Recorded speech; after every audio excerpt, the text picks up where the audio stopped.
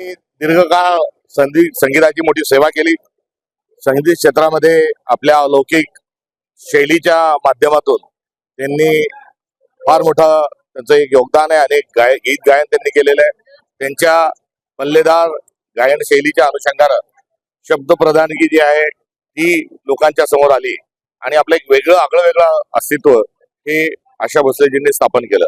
त्यांचा जो संघर्ष आहे हा संघर्ष देखील एकीकडे फार महत्वाचा आहे, कारण अत्यंत प्रतिकूल परिस्थितीतून मंगेशकर कुटुंबात असताना त्यांनी केलेला संघर्ष, कुठे करिअरच्या अनुषंगाने गायनासाठी केलेला संघर्ष, व्यक्तिगत आयुष्यातला संघर्ष हा देखील खूप मोठा होता। त्यामुळे एकीकडे संघर्षशील तर दुसरीकडे अलौकिक अशा व्यक्तिमत्वाच्या जाण्यानं एक फार मोठी पोकळी निर्माण झालेली आहे।